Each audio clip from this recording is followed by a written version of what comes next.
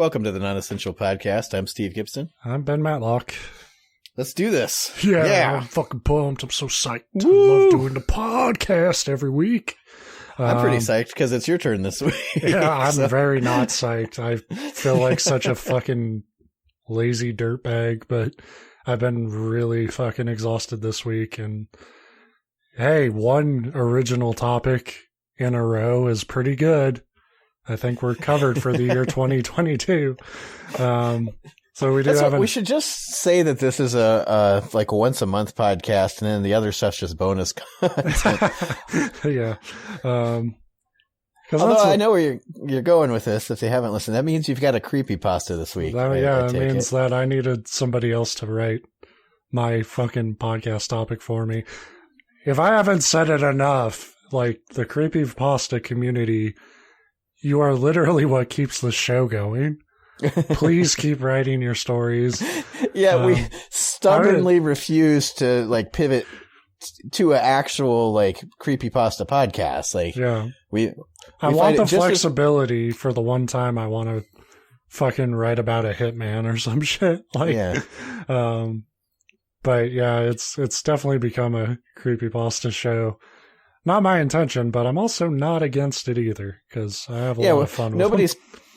Nobody's paying us for this either. So like, it's hard to get mad when it's like you didn't want to dedicate hours of your free time to researching a topic. Yeah, I think pretty much everyone in general is less mad that I fall back on these so often, and they're probably more mad that I insist on doing a show. Good point. Yeah.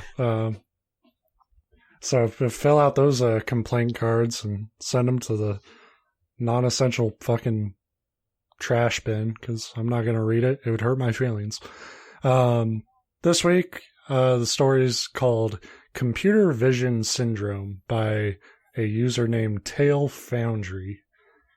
There's almost too much I could say about that. I don't know. I feel like I'm at a loss. I've already like overwhelmed my brain. Just with the writer's name. It's computer vision syndrome sounds like a medically dolled up way to describe like you watch too much porn. He has computer vision. And carpal tunnel because they go hand in hand. Yeah. Something in hand. Yeah. Oh, wait. Now I got a question too. When you say that the author's name's Tale Syndrome or Tale Foundry, is it tale like an animal's tale or tale like a story? It's like a story.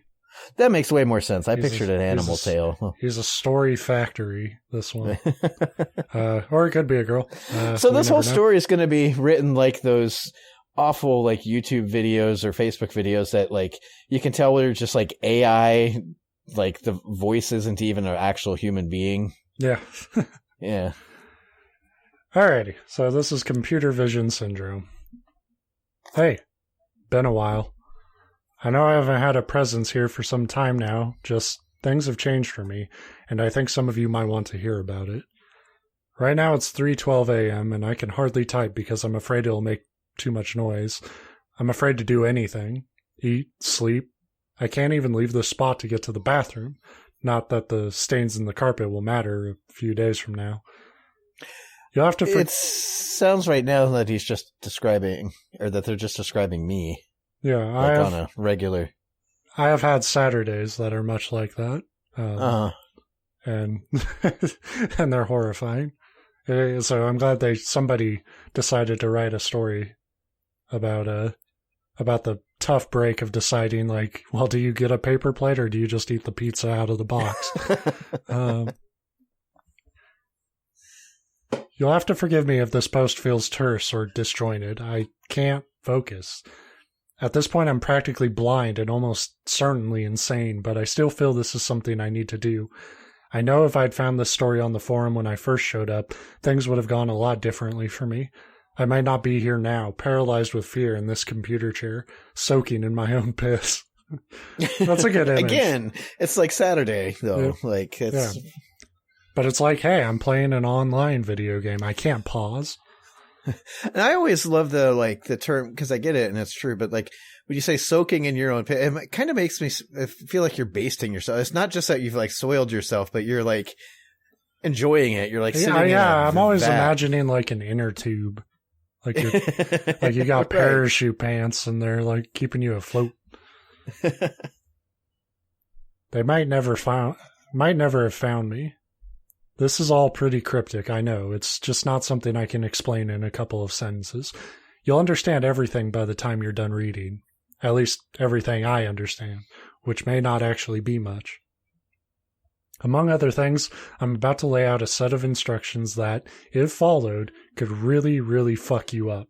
So, step 0, if you have anything at all to look forward to in this life, stop reading. This isn't for you. So I'm the perfect narrator for this today. Did I pick the right story. Yeah, that's instruction 1. If you want to continue living, stop here. You're like, we're fucking going. Yeah, let's go. I'll roll a D20 to decide if it's worth it. For me, the descent began as a steady downward spiral into mediocrity. Again, talking to the champ here. Probably a process most people my age are familiar with. You put off adulthood for a while by attending college until, finally, you realize the center can't hold and you have to choose a career path. If you plan on being a productive member of society, this is when the real work begins. You stop putting off study until the night before, you forget you ever had a social life, you acquire a real bona fide work ethic. Or if you're like... No, that doesn't sound realistic to me. I don't think that's how anybody does it. I've heard legend of cryptid hard worker beasts. Or, if you're like me, you drop out before the pressure piles on and you commit to a life of MMOs and cereal because you can't be bothered to fix actual meals. Okay. See, this you can tell this is dated because I would argue cereal is too much work. Yeah, I mean, you could just eat a still frozen that's 2 ingredients, dude. Like milk and cereal. Fuck and you. And it kind of requires a bowl. All right, some Guy kind Fieri, of container. Calm down. And for a second, though, you said MMOs and cereals. I thought you said enemas and cereals. I was like, whoa, cereal. This guy really took his own path. Yeah. Like, I mean, that's another factor. It's kind of unspoken. You drop out and watery fill-up jobs. Clean that colon real good because you got nothing better to do. Yeah. Granted, most people aren't like me. Not true. I'd say most people are like you, dude. It's all good. They still have to get out and work a job to keep bread on the table. I don't. I was lucky enough to have a mother who left me at an early age and an estranged father who shows his love not by answering my calls, but by keeping my joint bank account full. Needless to say, I never had to work. Never had to get out at all, really. So for half a year after I left school, my life consisted of 3 things: League of Legends, Netflix, and ordering sushi. You know, that again describes like, because I used to play like Counter-Strike and Warcraft, and me and you both played, what's that? I can't even think of the Blizzard shooter, Overwatch. Overwatch, yeah, we didn't play those kind of Destiny, but we played a lot of Overwatch. And it seems every time I play one of those games, you'd be on you'd have a group. If you had a group of 10 people, 8 of them would be like, "Oh yeah, I've never worked a day in my life. My family's just rich." That is like if you're like us and you play a lot of video games. If you play any multiplayer ones, like that's kind of there is a clear tier cutoff. So this person says not a lot of people are like me. Most of the best video game players in the world are like this. Exactly. Because it's they don't have shit to do. As much as I like certain games, I can never get as good at them because I have to do other shit for at least 8 hours a day. And there are other people who just fucking can roll out of bed and do that shit. Mm-hmm. And yeah, I'm jealous. And yeah, I want to do that. That's why we have this tone in our voice as we're saying this. Yeah, I'm very pissy and bitter about it. The only time I remember leaving the house was to get the mail every other month. What a dream, right? That is until you discover that the human body isn't really built to sit hunched in a computer chair, staring at a light source for weeks on end. Well, joke's on you, motherfucker. I have to work a job, and that's still what I have to do every day. I was going to say, that's work. It takes a while for it to sink in, but when that revelation finally hits, it really knocks you on your ass. I remember pretty clearly the night it first occurred to me that something might be off. I was waiting for a game of League of Legends to start, sort of zoned out, staring at the junk on my desk. For some reason, my eyes came to rest on the styrofoam cups that they had delivered my low main in. They were collapsed into a stack about 5 or 6 cups tall. I think I was contemplating how to go about finding a maid to get rid of all the trash piled around the apartment. And this is probably how it works in real life with a lot of those people. Like, I'm picturing the maid like cleaning around him, like he's still sitting there playing video games. Yeah, like just somebody like she stops and looks at him for a second and dusts him. Yeah, like, I was gonna say that. Like, it's just somebody who's so part of the room but hires out cleaning, like a statue. I think, and I love also, like, because I have those types of daydreams all the time of, like, what if I just had somebody to do all the shit I didn't want to do? Even though you don't do anything to deserve that kind of, like, privilege or to be waited on. Yeah, I tell you, I can only imagine how nice it is. We had one of Tara's friends, an old coworker, like, started cleaning houses. And so we would use her, Tara's like, oh, let's just have her like a couple hours, like once a month, to do the stuff that you never think of, like the dusting the fan blade, ceiling fan, that kind of stuff. And even that, like for 2 hours once a month, you feel like douchey for one, because it's like, I have somebody cleaning my house, but it's super fucking nice. And then she quit cleaning houses, and it's like, oh, well, that sucks. I also have kind of a weird thing though, where it's like, I'm like protective of my filth, where it's like I get kind of annoyed if people start cleaning shit up around me. Yeah, or moving my stuff in general. Because it's kind of like if I want it, I'll get it cleaned up myself. I'll figure out where I want that shit. Leave it alone.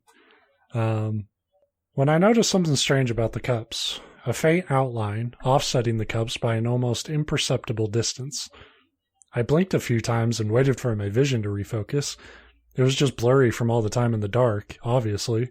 That's what I tried to tell myself, as I rubbed at my eyes as I dripped water into them from the tap, and then finally as I crawled into bed, I tried to believe that my eyes were just tired from the hours of grinding. They'd be better in the morning. Of course, you already know that isn't how things went. If it had been that simple, you wouldn't be reading this. My vision was no better the next day, nor the next week, nor the week after, and it was steadily getting worse. Each day I watched the outline of the foam cups drift further from the stack, slowly transforming into a ghostly double. It was the same for everything of contrast I looked at. The white plate of the light switch, black text on bright backgrounds, the glint of light on metal arms of my computer chair. They all acquired their own ghostly twins, which hovered just above them and just to the left. Light sources were even worse, casting thin, radiant webs out toward their doubles. Before long, the green LED light on my computer tower was surrounded by a dim halo. I quickly became obsessed with my worsening vision, testing it by closing one eye and then the other, moving my head back and forth, spreading my eyelids with my fingertips, anything to understand what had changed. I would go to a doctor before I would pry my eye open. If I could just get in there, I could figure this out. Poking it out with needle. I never occurred to me to just schedule an optometrist appointment. I was going to say, a lot of this sounds like just fucking double vision.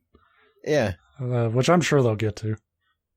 A lot of the hours I'd been devoting to games turned into anxious scrolling through medical websites. I didn't actually break down and schedule an appointment with an ophthalmologist until I came across an article on WebMD titled Early Symptoms of Multiple Sclerosis. The first on the list, blurred or doubled vision. Which, I mean, that's one way to motivate somebody to go to the doctor. Yeah, but I imagine, like, well, I guess it fits because it's the same with anything that you look up on WebMD. Blurred or double vision is a symptom of like a million things: high blood pressure, diabetes, apparently early onset multiple sclerosis. And I'm no doctor, and I just rattled 3 things off, and I imagine there's that's a the thing. lot more. Your body has like 5 generic like warning signs to tell you something's broken, but it's like how your car just shows like a check engine light, and like that could fucking mean anything. Mm-hmm. It's like it could be like your engine's about to catch fire, or you just didn't screw the gas cap on quite enough. Like turn it one more time, like or like the last mechanic like fucking left a hoagie under the hood. Like it's it could be anything. I won't waste your time with all the medical stuff. Suffice it to say, it did more harm than good. I spent a couple months pestering my general practitioner and visiting every eye doctor I could get to. After about a dozen different failures to diagnose anything in particular, the anxiety got so bad that I started to develop new symptoms altogether. Fatigue, head pain, paranoia. During the day, I tried to drown out my condition with video games. During the night, I sat awake, watching the shadows, unsure whether they were actually moving or if my fucked up eyes were just getting the best of me. I will say, like, there's nothing... Like, every doctor here would probably... They might not be able to diagnose it, but the first thing they would say is, like, stop playing video games all the fucking time. Yeah. Like, and don't sit in the dark with the bright monitor. At least, like, there's things you can do to minimize that, too. Literally, like, you know, I deal a lot with, like, medical reports on my job now. Almost all of them are like, hey, like, if there's any, like, vision shit, cut down on screen time. Now, I wouldn't listen to that either. I'm just saying. No. Because what do they know? Bunch of quacks. But I'm just saying, you know, if he was really worried about it enough to write this fucking manifesto, you know, they would. You could quit. During the day, I tried to drown out video games. During the night, I sat awake, watching shadows, unsure whether they were actually moving or if my fucked up eyes were just getting the best of me. It's a strange thing to be so acutely aware of your own body, easy to take your senses for granted, but the moment you experience the slightest change, your whole world shifts, and it's an inward shift. Your body becomes a prison, separating you from the outside world, and your life is a series of scratches on the prison wall, counting the days since you were whole. Fucking talking like you're Lieutenant Dan. Like, the fuck are you on about? Like, it sounds like, and not to minimize it, because I would be pretty depressed if I realized I was losing my vision or something. But it happened. I mean, I've got multiple, you know, clients of ours, customers of ours that have just various eye stuff. Most of it, we have a lot of older clients, and you probably see it in your medical records. Your vision just goes, and it's kind of depressing. But I think most of us wouldn't like immediately turn on this, like you said, Lieutenant Dan mode. Like, I'm in a cocoon of torment and piss, and I'm sitting in a pants full of piss. You know, it could just be that, like the kiddie pool full of his own urine that he's basting in. You know, that maybe it's just the eye infection. Yeah. I think maybe it's just like the way this is set up. It's like all based around his vision, but it's like I'm pretty sure you're just like. You've just lost your grip on reality, which, like, that can be scary in its own way. But, you know, I wouldn't tie it to the vision. I'd be like more, I keep pissing myself and I won't get out of this chair. There's something wrong. I like to think that he pissed off somebody in his League of Legends and they're pulling a huge prank on him. They're, like, just making translucent copies of stuff and setting it around his room. And as we know, the League of Legends community is that petty. To break into your home and put up fucking paper doubles. That's how it felt to me, anyway. The little sleep I got was precious to me. It was my escape. I often wished I wouldn't wake up. But after weeks of slogging through that misery, I managed to find for myself a dim little beacon of hope, a condition that seemed to fit my symptoms to a T, and that, according to the articles I could find, few medical professionals take seriously. Computer vision syndrome, or CVS. Eventually, you focus on the screen too hard for too long, and all kinds of things start to happen to your vision. Having a name... And that's where he's like, oh yeah, medical people don't take it serious. That's like you just said earlier. That's like the first thing any doctor will tell you if you're having vision problems is stop focusing on the screen. Like, I mean, it's a general rule about doctors is like, you know, the first thing they're going to do is find out how you're fucking up, and make you change it before they treat it like there's some Sherlock Holmes-esque fucking level medical mystery. Having a name that you can attach to your illness is, well, it's hard to describe the feeling.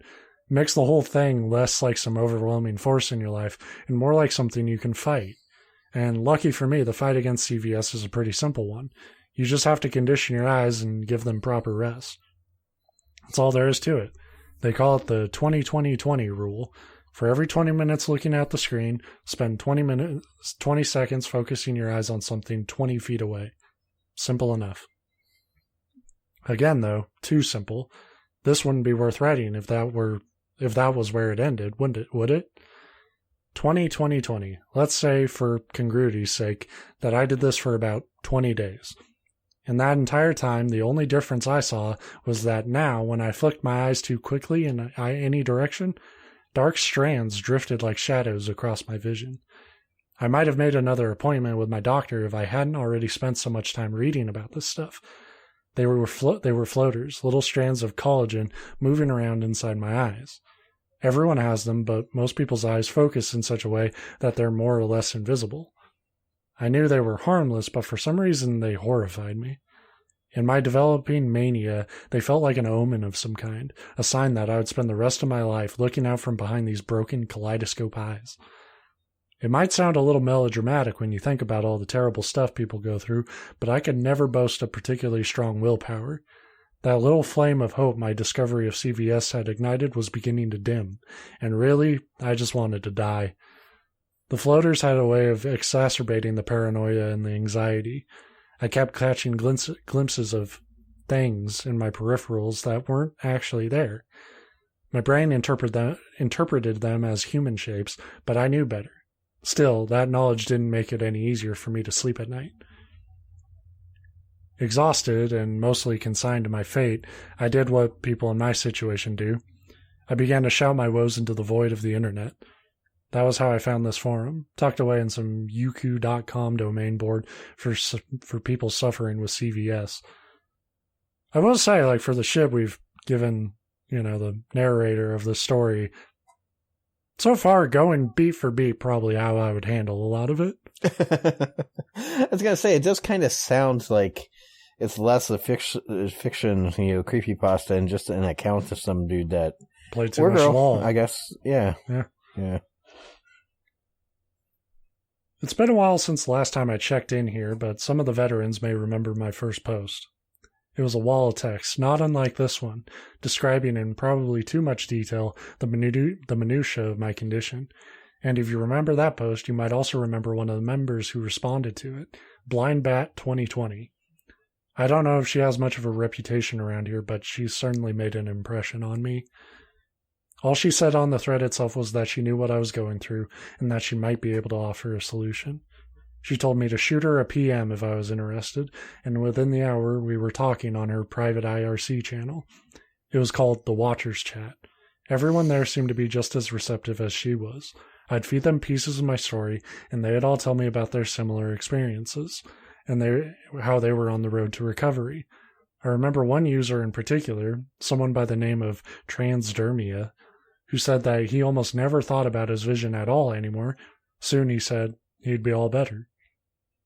You can't imagine the effect this news had on me. I took my fingers off the keyboard and again, dramatic, I wept for a while. After that, I spent almost all my time talking to Blind Bat, learning about the chat and what they were all doing to fix their eyes. They called the process depersonalization. It wasn't something any one of them had come up with, but rather a method that had just sort of been passed down by the members of the chat over the last half-decade or so. The term half-decade really sounds really grandiose for 5 years. Right. Think about it. Yeah. But I like it. Well, and I like this idea passed that down through nobody generations. Nobody knows where it originated. All those 5 You years could literally ago. do a forum search and find where it originated. If this is all happening on a message board, just find first post. None of the original members were around anymore, but they didn't need to be. Blind Bad and the others really seemed to have a handle on things. She guided me through it, taking me a little further each day. It felt like a series of physical therapy sessions, if a little more unorthodox. Step 1. Find something to focus on. They called this a locus. It's not going to be a YouTube video or a game. It has to be something that doesn't stir any thoughts or feelings in you whatsoever, but something you can still look at for hours on end. Harder than it sounds, for me it ended up being a looping gif of the baby from Eraserhead, wrapped in bandages and gasping for air.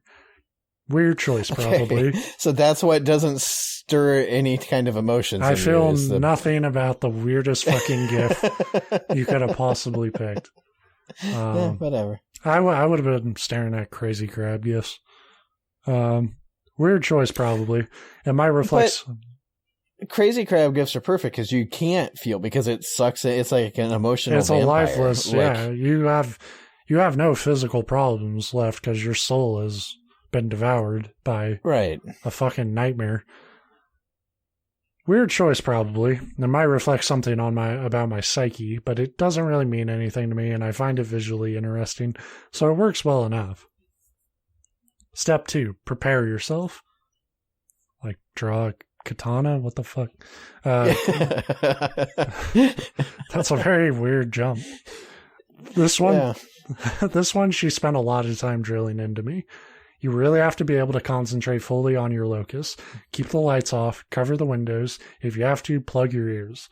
Wear earmuffs over the earplugs. Wrap yourself in blankets. Tape blinders to the side of your head to keep your peripherals from distracting you.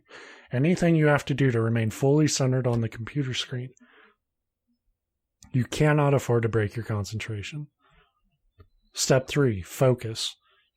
You remember that 20-20-20 rule I mentioned? This is basically that, adjusted for depersonalization.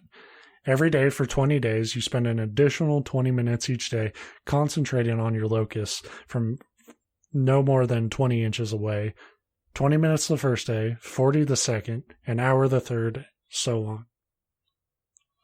Which I would probably just live with going blind. That sounds like a lot of work. Yeah. I can't, you know me, like my concentration. I can't watch a 3-hour movie, let alone watch the same GIF from Eraserhead. I can't watch Eraserhead and fucking be cool with it, let alone do this shit. No, same boat. Like, yeah. I remember cracking a smile when she first told me about it. It's pretty much the polar opposite of the original rule. According to her, if you follow these steps, you slowly condition your mind not to notice your body. It's a way of escaping yourself, hence depersonalization. I thought it sounded a little like hippie bullshit at the time, and I guess typing it now, I still sort of do. That didn't stop me from following her into it like an excited puppy, though. I'd like to think that anyone in my position would have done the same, but again, I've never been possessed of a particularly strong force of will. I was so tired of the life I had been living, and everyone in the chat had gotten me so riled up for what was to come. Despite its weirdness, it seemed like the reasonable thing to do. The only thing to do. Before we could actually start on the full 20 days, Blind Bat insisted that I practice. She said things would get much worse before they got better, and if I quit halfway through, she would never forgive me. I really think she meant it. But that's the type of shit that, like, you say to somebody when you're fucking with them. I was going to say, he's being catfish. Yeah. And if you don't do this right, I'll never forgive you if you don't do it for a year. So I pinned my quilt to the window frame to block out the sun, found my earbuds, and every day I wrapped myself up in a sheet, peeking out through a hole at the computer screen to watch the same black and white clip of that deformed creature play out ad nauseum. The weirdest part, though, is he never canceled that maid we were talking about at the beginning. So now she's in there, like, in the complete darkness, trying to clean around him. Just dusting like, this person dressed like a ghost.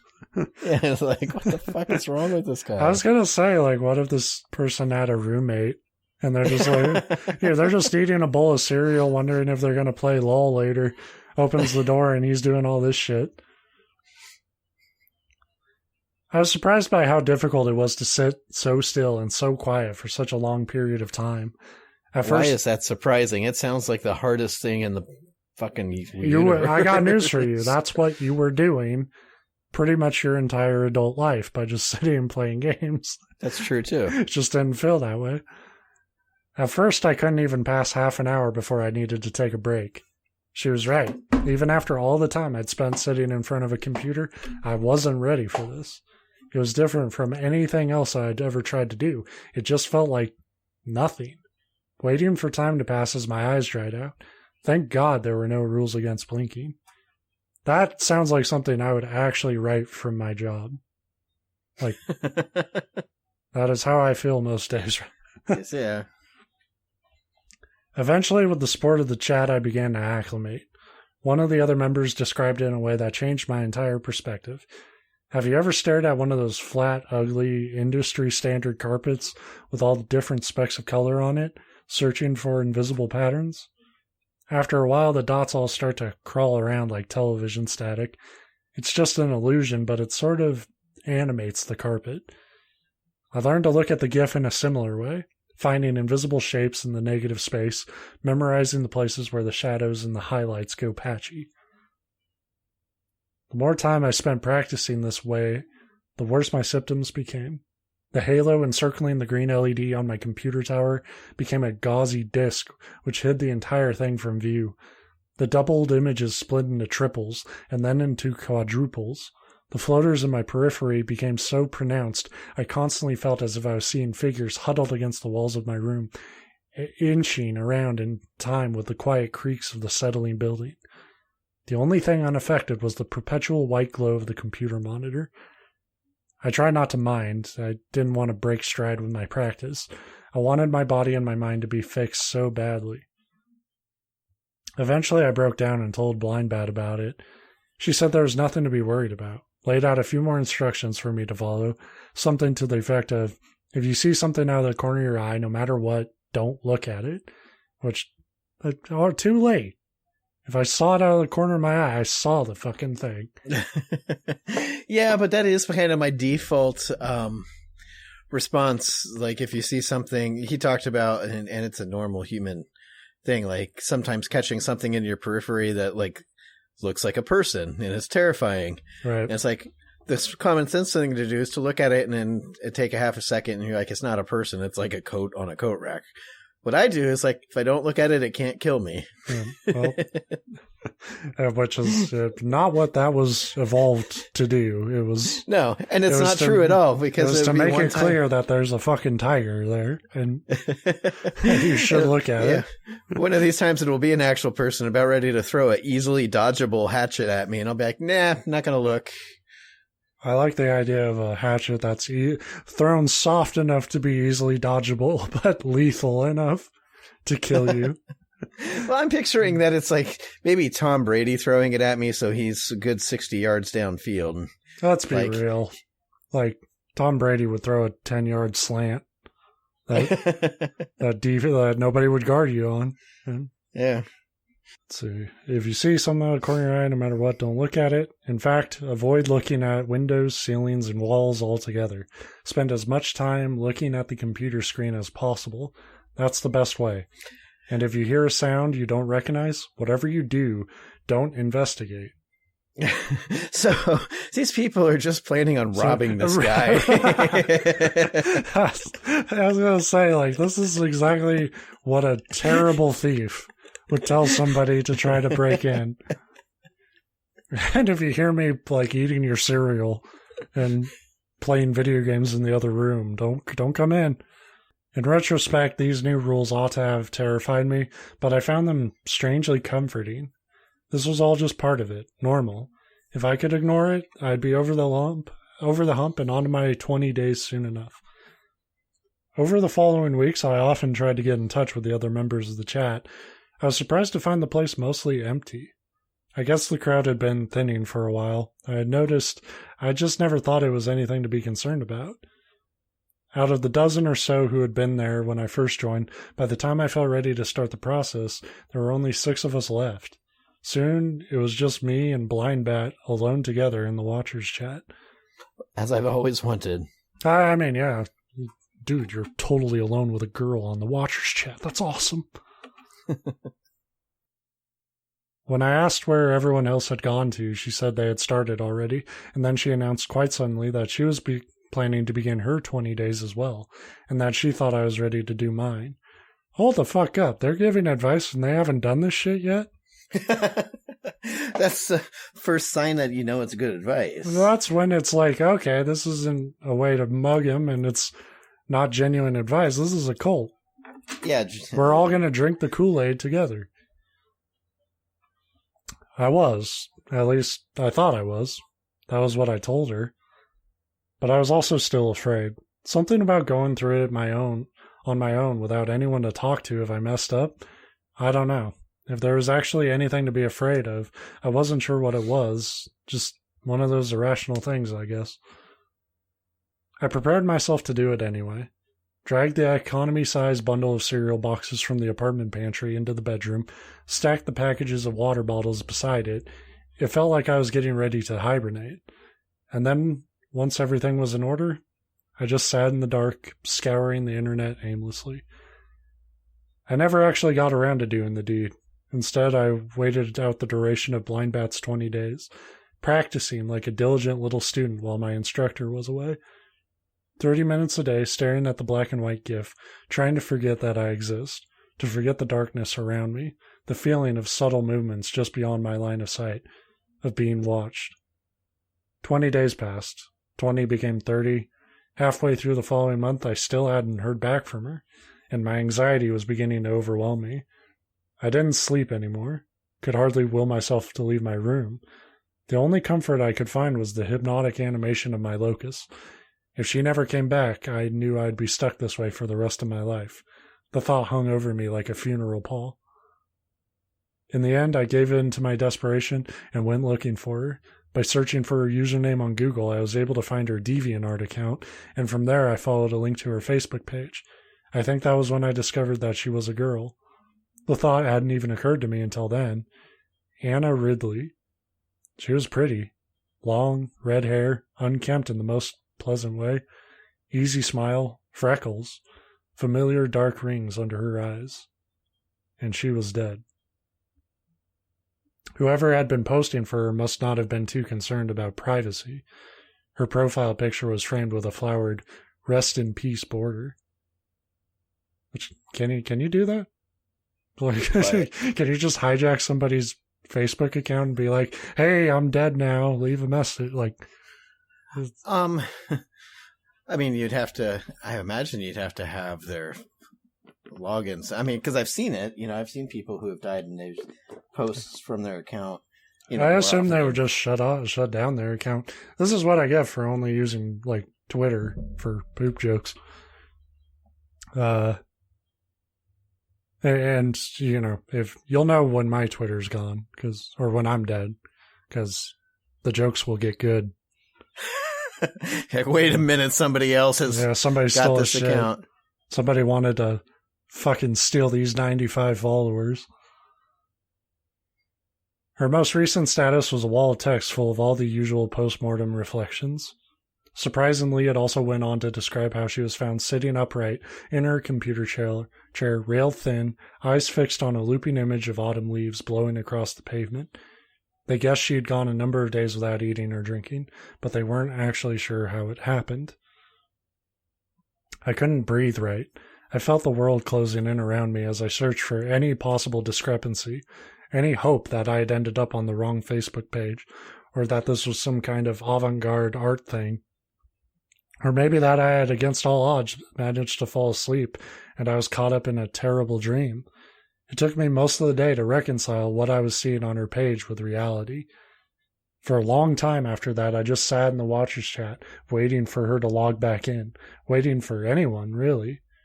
It remained as empty as it had been for the last month. Few people know what it's like to feel totally alone. Most have at least one person they can reach out to, a friend, a relative, an acquaintance of some kind.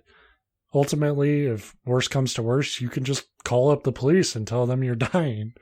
No, you can't. I mean, you can. They'll be like, you're 18. We can't do anything about it. It's just like, oh, you have drugs? Now you're dying, pal. We'll be there in a minute. They'll send someone to do something, but I had spent so long in the dark, let my life become so much about my sickness that I was afraid to reach out.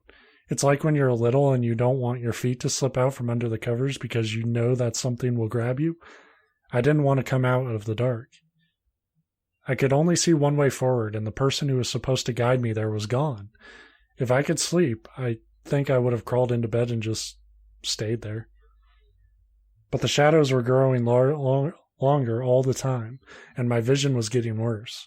Often, I swear I could hear the sounds of shoulders brushing against walls, floorboards creaking under imaginary feet. All I could do to keep from devolving into a trembling, paranoid mess was to stay wrapped in my sheet, earbuds plugged into my ears, gazing at my locus. That was how I started my 20 days. It was difficult at first, not the concentration. I had had enough practice to be good at that by then. More so the image of Blind Bat in my head, sitting lifeless in front of her computer. I didn't want that. No one wants that. I wasted a lot of time worrying about how it might have happened and how I could avoid it. I eventually decided I'd just have to be vigilant about my eating habits and make sure I stayed hydrated.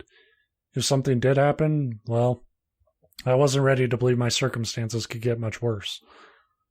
20 minutes the first day, 40 minutes the second, an hour the third, and keep going until you're spending upwards of 5 hours a day entranced by the image you've chosen. It works better than you can imagine. As the seconds tick by, you sort of enter the image. You lose your body and your memories. You become the pixels, the scan lines. You forget the way your open eyes start to sting and your dry cotton mouth. You forget the world. You even learn to forget the silhouettes in your peripherals, the subtle sounds of movement. By the 14th day, I was almost gone. The thing that had mattered to me a little over a week ago had melted away into the comforting glow of the screen. My failing vision, my paranoia, my steadily increasing fatigue, they became an itch in the back of my mind, too insignificant even to scratch. In less than a week, I knew I'd be done with this nightmare. Freedom was only 6 days of careful concentration away. I was nearly finished with my 5 hours for the day when something pulled me out of my trance. It happened slowly, a creeping awareness that something had changed in my environment. Air currents, probably. Paranoia. I was used to filtering these things out, but there was something more this time, something tangible, a new sound. I repeated Blind Bat's instructions in my head like a mantra. If you see something out of the corner of your eye, no matter what, don't look at it. Don't look at windows, ceilings, or walls. If you hear a sound you don't recognize, whatever you do, don't investigate. For a while that helped. Only for a while, though. The sound was so persistent and subtly distracting that soon I was focusing more on ignoring it than on my locus. I didn't feel concentrated. I felt trapped halfway between myself and the screen, and the sensation was sickening. He's basically describing any time, if you've ever tried like meditation, and there's a certain, I don't know if it's mindfulness meditation, whatever, where they're like, concentrate on just like your breathing and nothing else, no thoughts. And it's like, well, now I'm concentrating on trying not to think about something. Like how... I mean, there's, it's very new age, hippy dippy shit, but, I haven't listened to him in a while, but I think his name was Alan Watts. He was kind of like a philosopher, like a Buddhist guru type guy who gave lectures and shit about it all. And like, that was kind of like, people didn't understand it. Like, that was kind of the point of like Buddhist meditation. The whole point is to not be present in your mind, but if you're trying to do that, then you're present in your mind, trying to accomplish the goal of meditation, and therefore you still have fucking work to do, you know? Because if you pulled off like the Buddhist ideals, you wouldn't know it because you're right, not because the whole point is to not be mindful. It's to be like separated. And that's what's always driven me nuts about it, because it's like exactly that. It's like, yeah, just concentrate on like your breathing. It's like, yeah, but now I'm thinking breathe in, like I'm thinking the words in and out, and I'm like, well, then that's thinking. Like, what the fuck are you talking about? I don't know. Like that, I think meditation's a good thing, and I don't do it enough, but I try to, especially when I'm getting like stressed out and shit. But the whole idea of it, like when people say that, is like the kind of gotcha sort of moment about meditation like that is stop being so fucking goal oriented, about it. Stop trying to meditate to accomplish something and just be, and it's not about like actually achieving some fucking, you're not going to levitate because you hit peak meditation. It's the effort you're putting in to like calm yourself down and put yourself in a different frame of mind than the one you're constantly in and day out.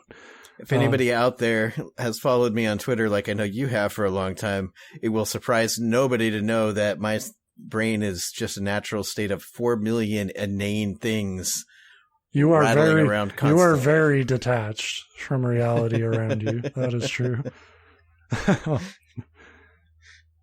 But anyway, so my point is, like, I get what he's talking about, because you're like, by the end of meditation, so again, I agree with you. I think meditation is good. Like, I'm not sitting here making fun of meditation. It can be made fun of, though. It is silly, but yeah. Well, and some of the things that people attach to it, yeah. But it's exactly that. It's like, okay, the goal is to not think about anything, and by the end, I'm always like 100% thinking about not thinking about stuff. Well, that's what I like about like Alan Watts's lecture about it, is because it's very much sort of a takedown of, because you see it all the time, especially these days where like, yoga is huge and, there's a ton of like self-help gurus and shit out there. And they try to combine the Western philosophy of like always trying to win or beat something with something that's inherently not goal oriented. Like right. You're supposed to like exist in the process with it. And it's like, it's just funny, to see us like, no, there's a right way to do this. And it's like, and there's like you said, and the goal, there's a state that you'll achieve, and then I'll levitate and spin around like a helicopter or something. I don't know. Because that's the thing. Shoot lasers out of my eyes. Because like meditation and Buddhist ideals, it's kind of amazing to me there wasn't a Connect game, like trying to give you a high score for how well your posture was while you sat and thought about nothing. Anywho, let's go back to our friend here. All the anxiety and dread I'd spent so much time pushing away came flooding back. I could feel the cold air on my skin and the emptiness in my gut. My eyes hurt, lips were dry and cracked. For the first time, beyond the barrier of the sheet and the earbuds and the repeating image of the deformed baby on the screen, I wonder if he felt weird once realizing that the girl had like, kind of a nice I was autumn breeze. That too. And he's like, I'm going to pick the dead baby. I had that exact thought when he said it was like leaves blowing in the wind. That's like, I noticed how impossibly present my floaters had become. They had coalesced just out of sight, forming shapes that I couldn't quite see, but I somehow knew were coherent. And they were making sounds, actual sounds. In the moment of weakness, instead of trying to regain my composure and concentrate on my locus, I let myself react. I broke the rules. With quivering hands, I pulled my earbuds out. I could hear feet stirring gently against the fibers of the carpet in quiet, labored breathing. My vision and my mind had been playing tricks on me for so long. What reason did I have to be just genuinely concerned? Fully expecting to see nothing, I glanced over my shoulder into the darkness. A dozen pairs of eyes glared back at me, pinpricks reflecting the monitor's light. They were set into the faces of gaunt, emaciated figures, all pressed against the walls, crouching in the corners, clinging to the ceiling. One of them stood in the doorway, torso arched as if it could barely support its own weight, head lolled to one side on its useless neck. A few wisps of dried-out red hair trailed down from its scalp. I froze, twisted in my chair. I knew already that it couldn't be a trick of the eyes. It was too specific, too real. Still, I tested them anyway, the same way I had all that time ago when I had first noticed the double image of the foam cups. I tried to blink the figures in their staring eyes away, but they wouldn't go. They simply continued to stare, their dark eyes pinning me in place, watching. I thought they were going to say I threw the styrofoam cups at them as a test. That's a much smarter test, I think. It's been this way for 3 days now. I can't leave this chair. I can't eat. I'm afraid to just move. I've considered calling for help, but I don't see the point.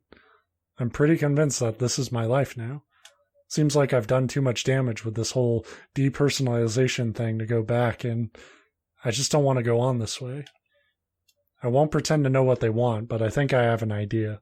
When I'm done typing this, I'm going to put the earbuds back in my ears, wrap the sheet around my body, and spend a lot of time watching my locus.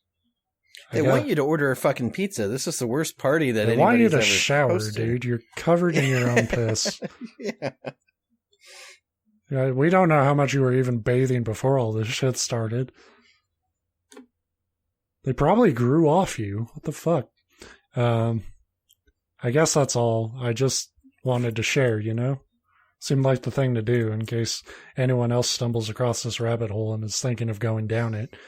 And hey, if you're that someone and you decide to go through with it, even after reading this, maybe I'll pay you a visit sometime. Who knows? Till then, I'll try not to disturb you. Too late. You already disturbed me. Yeah, it's like an hour of my time, dude. I was in no danger of staring at a repeating GIF for 20 hours or whatever. Like, I was good. I'll be honest, there are some good GIFs out there. I was probably in danger. That's true. I am a big fan of that guy that's like trying to drag his trash can out and ends up like falling into it. Yeah. Like, there's a GIF of what was that show? MXC, Most Extreme Elimination Challenge. Yeah. And there's like that challenge where they just push a boulder down that narrow hill and they're supposed to like duck and dodge the boulder and get to the top. And there's one guy who just starts like karate chopping from his chest, marching up the fucking building, up the mountain. Doesn't duck for cover or anything, just like he's gonna slap the boulder away. And there's a GIF of that. Huh? And there's a GIF of that, and it's probably my favorite thing on the internet. I've probably watched that GIF on loop for 3 months while I was waiting for Counter-Strike games to load. Well, and you don't have double computer vision or whatever. I got that double vision. So yeah, that's I actually like that story. I do too. Kind of lengthy, pretty padded, but I thought it was really well written and fun to read. And the other thing that I really, really, really like about it is it's just given me this brilliant idea to start this whole forum for some very common, like very innocent, like medical thing, like. Because it is very common to get blurry vision if you spend time, you know, something that like most of us would be like, oh, that's just, you know, like sometimes you need to crack your knuckles. And I'll start this thing like, have you ever felt pressure in your knuckles? Well, that's the aliens trying to get you. Here's the method. And, you know, there'd be one or two people that'd come across the forum and be like, oh, my God, that makes so much sense. Right. Like. Yeah, I mean, you could turn any minor ailment into an excuse to get somebody to summon a demon or some shit. It's very easy. And it's super easy because most people are like me, and no matter how ridiculous it sounds, if it means I don't have to go to a doctor, it's like, yeah. Well, I tried honey. I guess this pentagram's next. And like we kind of made fun of him at the beginning, but I'm that exact way. My wife would be like, "Just go to the doctors." Like, never. I just got like my new health insurance card yesterday, and like I'm still like, it's like, I mean, outside what you think about the health insurance industry, and it's gross and shit, but you should like have peace of mind about it. But I'm just like, I'm not gonna go to a fucking doctor anyway. Like, right. my arm could be hanging off, and I'll be like trying to like, I'll be like that fucking Liam McBoyle in Always Sunny, where I'm like, pour milk on it. Like, dude. Yeah, I mean, I'm the kind of guy that I remember, and because they usually turn out to be not much, but one of the worst cuts I had, I was cleaning a glass, like a drinking glass, and it was one of those it was kind of narrow, so you're trying to like shove your hand down there to clean the inside. Yeah. And the fucker just was like, nope, shattering. Erupted. Yeah. Yeah. And so I got my like, fortunately not my wrist, but like the pad of my thumb, area, palm, pretty fucking good. And the good thing about those cuts is it didn't hurt because it was such a like razor blade, scalpel. It is a weird twist of fate that's like glasses are the most satisfying thing to drink out of, and they're the most easily like turned into a weapon. Right. But like, so I'm like dripping blood everywhere, and I couldn't find like gauze, and I'm like, hey, I can't find gauze, but I found an office stapler. I have a paper towel and duct tape. Like, that was my solution. And it's like, that could probably use stitches, Steve. It's like, nah, it's got duct tape. Yeah, I've been really fortunate. I haven't needed like stitches since I was a really little kid, and I fell off a McDonald's playland because I'm coordinated. Yeah. And then my dad almost got us killed driving me to the hospital. And my mom was like, "It's just, like, if the mom is like, it's just a slight cut, calm down." Like, if the mom is not freaking out, there's no reason to be freaking out. Is your dad one of those people, though, that's just, like, not good around blood, or was he just... I think my dad just sort of wanted to... It was, like, probably the one point in my entire upbringing that he had a chance to, like... Be the hero? Yeah, be the hero. And nope. And it almost ended poorly. Pops. In my story, he will always be the buffoon. I've had two cuts that they probably would have said. That one was one that they probably would have said, "Oh, you should get stitches." And it's like, nah. Yeah. And then the other one, I think I told the story on here before, where there's alcohol involved, so that's always the best kind of story. But it's in college, and there is a number of drinks where we all become as qualified as any MD out there, in our own mind. This is how smart I was as a college person who just liked to drink.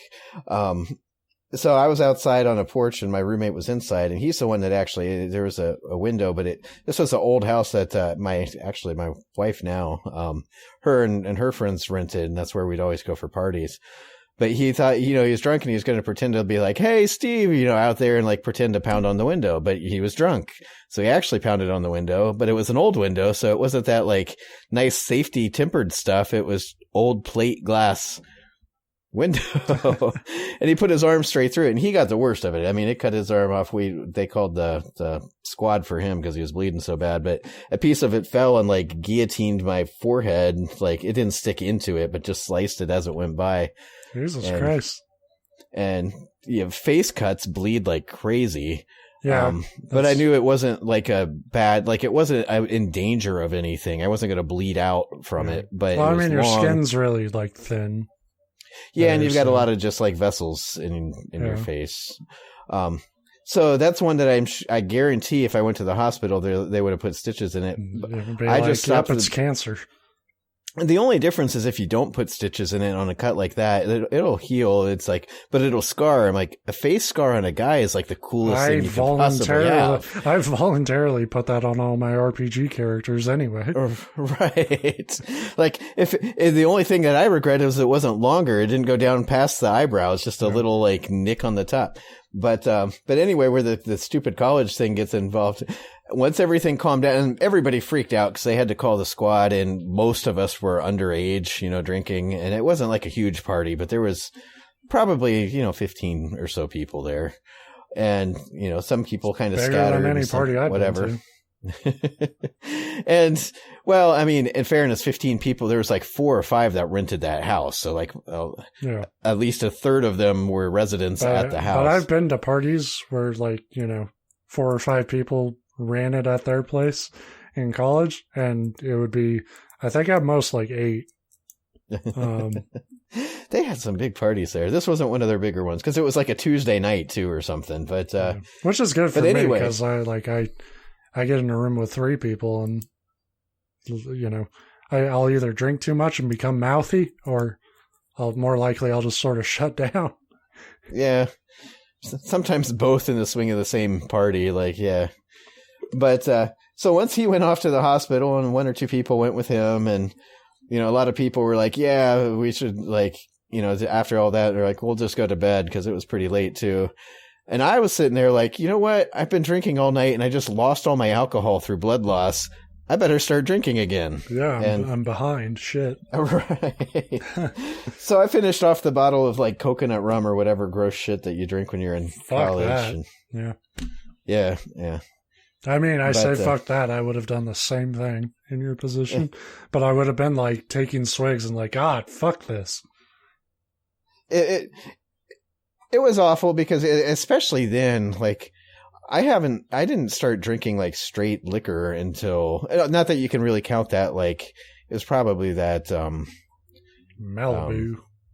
Yeah, I guarantee it was. Now that you say that, because that's what we always got, this stupid white bottle. Yeah. Which is like a fucking horrible bottle. You know what you're getting into with that fucking bottle alone. Yeah, that's the thing there. It's not like, I was a young drinker and it was like, oh, this shit's too rough to drink straight. It's like, I'm a young drinker. This shit's just gross. Yeah. But I liked it at the time. But the thing you're concerned about, especially at that age, the number doesn't lie. There is an alcohol percentage there, and it sticks to it. Right. And it's easy to drink. Like, and truth be told, nothing on that label is a lie. There's coconut, rum, 2 things I pretty much fucking hate, and there's alcohol in it, so that beats the other 2. Well, you say there's nothing on the label that's a lie. It's called Malibu rum, and it probably comes from like New Jersey, Michigan. But yeah. But anyway, that's my whole point is I agree with you. If I could saw my arm off in some horrible construction accident, and I'd be like, tape it on. I'd be like, I think you really need to go to a doctor. You're like, no. I don't know. I feel like I could put anything where my arm used to be, and that would be really cool now. Although I did just read an article like a week ago about some guy that like,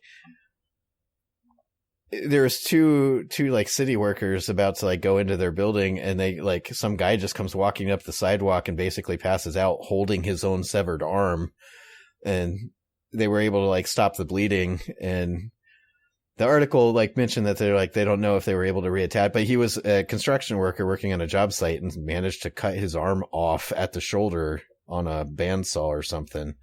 And of course he was in shock.